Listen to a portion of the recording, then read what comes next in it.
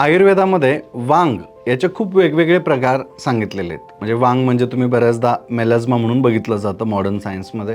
त्याच्यामध्ये फ्रेकल्स पण पाहायला मिळतात आपल्याला किंवा लेंटिगो पण पाहायला मिळतात. साधारणतः फ्रेकल्स, लेंटिगो आणि मेलाझ्मा हे एकाच कॅटेगरीमध्ये येतात, पण त्याच्यामध्ये थोडासा फरक असतो. ज्यावेळी मेलाझ्मा येतो त्यावेळी एक बटरफ्लाय मार्क तुम्हाला टिपिकल त्या ठिकाणी महिलांच्या चेहऱ्यावरती बघायला मिळत असतो. फ्रेकल्स ज्यावेळी येतात त्यावेळी छोटे छोटे छोटे ठिपके तुम्हाला चेहऱ्यावरती पाहायला मिळतात आणि लेंटिगो जेव्हा बघायला मिळतात त्यावेळी बऱ्याचदा तुम्ही वृद्ध महिलांमध्ये किंवा आजीमध्ये बघितलं असेल टिपिकल त्याचं कुठेतरी चेहऱ्यावरती एक ब्लॅक स्पॉट क्रिएट झालेला असतो किंवा हातांवरती वगैरे अशा पद्धतीचे ब्लॅक स्पॉट क्रिएट होतात.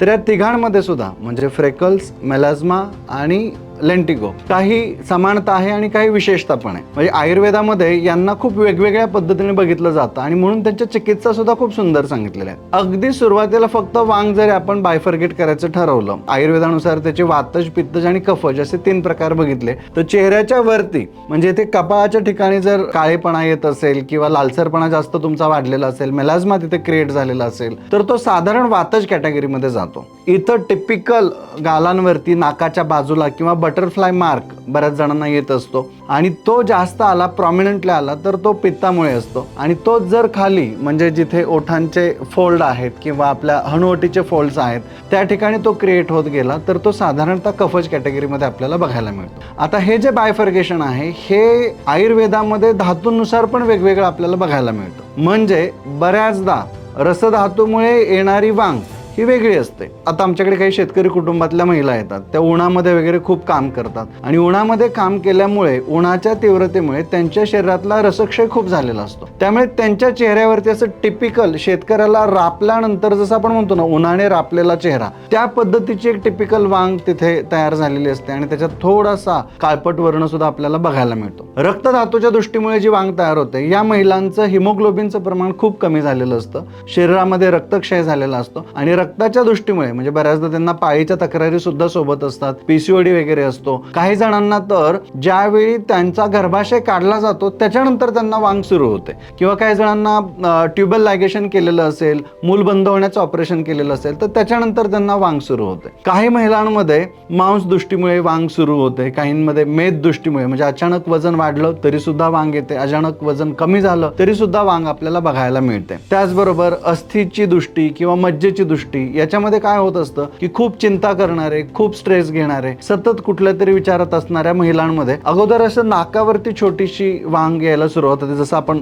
बोली भाषेत पण सहज म्हणतो ना की किती राग आहे याच्या नाकाच्या शेंड्यावरती. तर ज्यांच्यामध्ये क्रोध जास्त असतो त्यांच्यामध्ये पित्त जास्त वाढायला लागतं आणि तो नाकाच्या शेंड्यावरचा राग हा थोड्या दिवसांनी वांगमध्ये कधी कन्वर्ट झाला हे त्यांच्याही लक्षात येत नाही. तुमच्याही आसपास आजूबाजूला खूप चिडके लोक असतील तर बघा तुम्हाला त्यांच्या नाकावरती वांग सुरू झालेली बघायला मिळेल. आणि त्याच्यानंतर एक शुक्र धातूच्या दृष्टीची जी वांग आहे, जे मी आताच तुम्हाला म्हटलं टीएल केलेलं असेल किंवा मूल बंद होण्याचं ऑपरेशन केलेलं असेल किंवा पुरुषांमध्ये सुद्धा शुक्र धातूची दृष्टी सुरू झाली की त्यांच्या चेहऱ्यावरती सुद्धा एक टिपिकल वांग आपल्याला बघायला मिळते. तर आयुर्वेदामध्ये याच वांगाचे अशा आपण 3 दोषांनुसार 7 धातूंनुसार सुद्धा सूत्रविस्ताराने काही प्रकार करू शकतो आणि मग याच्यामध्येच चिकित्सा सुद्धा दडलेल्या आहेत. म्हणजे गमती जमती एवढ्या घडतात की एकच औषध किंवा एखादीच क्रीम चेहऱ्याला लावली आणि वांग गेली असं होत नाही. किंवा बरेच पेशंट येतात की यांची या क्रीममुळे वांग गेलेले, मग आम्ही पण ती क्रीम वापरली तर काय होईल. परवा एक महिला अशीच क्लिनिकमध्ये आली होती आणि तिने तिच्या मैत्रिणीची क्रीम हिच्या चेहऱ्यावरती वापरली, तिला वांग होती, तिची त्या क्रीमने गेली म्हणून हिला पण असं वाटलं की माझी पण वांग जाईल. तिची स्किन सेन्सिटिव्ह होती. स्किनचे वेगवेगळे टाईप्स असतात. फिट्सपेट्रिक स्केलनुसार 6 टाईपच्या वेगवेगळ्या स्किन असतात. या स्किनसाठी नेमकी ही ट्यूब सूट होणारी नव्हती आणि तिच्या चेहऱ्यावरती अक्षरशः छोटे छोटे अल्सर्स क्रिएट झाले, ब्लॅकनेस अजूनच वाढला आणि मारल्यानंतर जसं दिसेल ना अगदी त्या पद्धतीचं 2 पॅच त्या ठिकाणी स्किनवरती तयार झाले. आणि म्हणून कृपा करून तुम्ही इतरांच्या क्रीम तुमची वांग घालवण्यासाठी वापरू नका. आपली वांग कशामुळे तयार झालेली आहे त्याचं कारण शोधा. आता मी सांगितलेल्या कारणांबरोबरच खूप जणांमध्ये हेअर डाय लावणं हे सुद्धा वांगेचं एक कारण आपल्याला बघायला मिळतं आणि वेगवेगळी हेअर डाय आपण सतत वापरत असू तर ती जशी हेअर क्युटिकल, कॉर्टेक्स आणि मेडुलाला हेअर डायमुळे कलर जात असतो तोच कलर त्या मेडुलाच्या मार्फत हेअर रूट पर्यंत जातो. रूट मधून तो स्काल्प मध्ये ऍब्सॉर्ब केला जातो आणि मग स्काल्पची स्किन आणि चेहऱ्याची स्किन ही दोन्ही एकच आहे. हळूहळू स्काल्पमधून तो कपाळावरती किंवा गालांवरती उतरतो आणि मग काही दिवसांनंतर वांग निर्माण व्हायला सुरुवात होते. तुम्हाला हेअर कलर केल्यामुळे वांग होईल का नाही याचं सगळ्यात पहिलं आणि सोपं लक्षण म्हणजे डाय केल्यानंतर स्काल्पला इचिंग सुरू होणं. जर डाय केल्यानंतर तुमच्या स्काल्पला इचिंग होत असेल तर तुमची स्किन त्या कलरला ॲब्सॉर्ब करते असं समजा आणि काही दिवसांनंतर त्या इचिंगचं रूपांतर हळूहळू एखाद्या मेलाझ्माच्या पॅचमध्ये होणार आहे हे विसरू नका. साधारणतः डाय केल्यामुळे जर अशा पद्धतीचे वांग येत असेल तर 2 डायच्या मध्ये थोडीशी आपली नॅचरल हेअर डाय पावडर वापरायला सुरुवात करा. आयुर्वेदिक मेहंदी वापरा, जी मी मागच्या वेळी सुद्धा एका रीलमध्ये तुम्हाला कळवलं होतं की ज्याच्यामध्ये तुम्ही थोडीशी मेहंदी, त्याच्यानंतर मेथीचे दाणे किंवा निर्गुंडी, जटामांसी, असाणा, आमलकी, ब्राह्मी असे कंटेंट्स वापरून एक नॅचरल आयुर्वेदिक हेअर डाय पावडर, ज्याला आपण आजकालच्या भाषेत मेहंदी असं म्हणतो, अशी खूप सुंदर बनवलेली आहे. ही जर मेहंदी तुम्ही 2 डायच्या मध्ये वापरली तर तुमच्या कॉर्टेक्सचा नॅचरल कलर होल्डिंग कॅपॅसिटी वाढते आणि ती नॅचरल कलर होल्डिंग कॅपॅसिटी एकदा का वाढली की आपल्या हेअरची स्ट्रेंथ पण सुधारते. हेअर जे फक्त मेहंदी लावल्यामुळे जे जास्त वृक्ष होतात, काही जणांचे तुटतात, तो त्रास सुद्धा याने होत नाही आणि डायमुळे होणारी वांग सुद्धा तुम्ही याच्यातून टाळू शकता.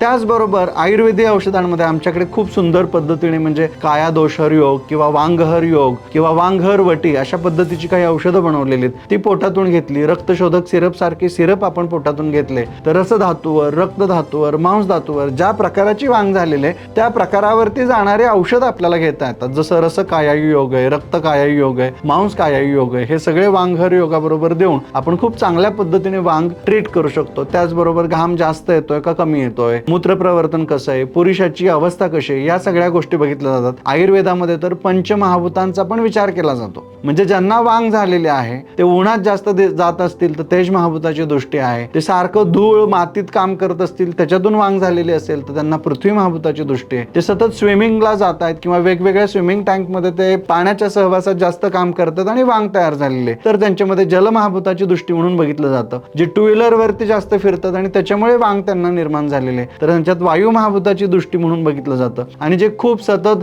क्लोज्ड प्रिमायसेस मध्ये राहतात, हेल्मेट सतत घालतात किंवा पीपी किट सारखी उपकरणं घालतात, अवकाशामध्ये असतात, त्यांच्यामध्ये आकाश महाभूताची दृष्टी होते. आणि कारण कोणतंही घडो पण ज्या ठिकाणी कारण घडणारे ती त्वचा आपली आहे आणि त्या त्वचेमध्ये सुद्धा हीच 5 महाभूतं आहेत. पंचछायांचं वर्णन आयुर्वेदात केलेलं आहे. आकाशीय, नाभसीय, वायवीय, अंबसी छाया, आग्नेयी छाया आणि मग त्या प्रत्येक छायेची दृष्टी होते आणि त्या त्या प्रकारची वांग तयार होत असते. आणि म्हणून असं मला वाटतं की पहिल्यांदा आपल्याला घडलेली वांग कोणती आहे ती कोणत्याही तुमच्या जवळच्या काय आयुर्वेदच्या एखाद्या सेंटरमध्ये जा किंवा कोणत्याही आयुर्वेद तज्ञाकडे जा, त्या वांगेचा प्रकार या पंचमहाभूतातून, 3 दोषातून, 7 धातूतून, 3 मलातून तो शोधा. त्यानुसार आलेली उत्तम औषधं वापरा. आपल्याकडचा वांगहर योग किंवा आमच्या बीव्हीजीचं एक खूप सुंदर औषध आहे या ठिकाणी युगेन क्रीम म्हणून, ती क्रीम सुद्धा तुम्ही वापरू शकता आणि खूप चांगल्या पद्धतीने ही वांग घालवू शकता. आमच्याकडे वेगवेगळ्या पद्धतीने त्याची तपासणी केली जाते. पहिल्यांदा एक 16 ते 17 पानांचा रिपोर्ट तुम्हाला मिळतो. आपल्या काय आयुर्वेदच्या सेंटरला या, त्याचा आधी टेस्टिंग करून घ्या आणि त्याच्यानंतर जरी तुम्ही ही औषधं वापरली तरी तुम्हाला